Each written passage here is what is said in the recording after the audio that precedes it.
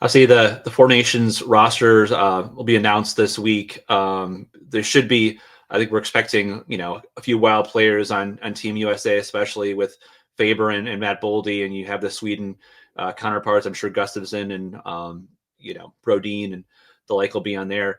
You'll be doing a lot of Team Canada, I understand.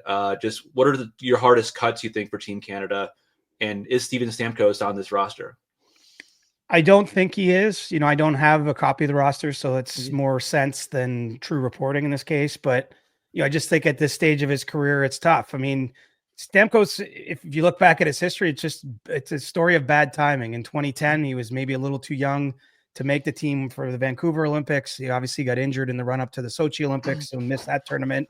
And then throughout the best years of his career, there was no best on best hockey. I know he did play at the World Cup in 2016, but that wasn't quite the same as getting a chance to go represent his country at the Olympics. And so I think for those like Stamkos, John Tavares, players of that age, they're all kind of compatriots. It's going to be tough for them to make this team.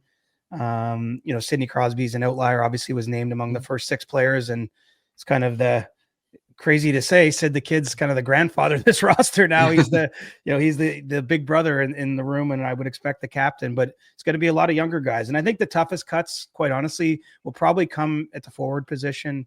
Canada has a number of players, especially centers, maybe more than some countries where they have a debate. How many centers do we bring and move to the wing, out of position? And then, it's more scoring players. Can we, I know Team USA had a similar debate, but are you having this, your fourth line, your 13th forward? What kind of elements, are there guys that can kill penalties? And so I think, there are players like Mark Scheifele, say, who's had a really nice start in Winnipeg that I think could go either way. It's not saying he's not on the team, but if he wasn't, it's just because he kind of fills an offensive role primarily. And Canada has a lot of offensive players ahead of him. I'll start with McKinnon, Marner, obviously McDavid.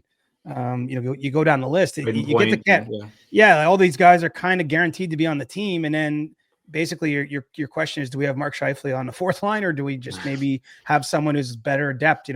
Tom Wilson, for example, is a player I know Canada has looked at pretty closely here in the run up to this tournament, who, brings a different element. So, I think the forwards is positions where Canada is the deepest.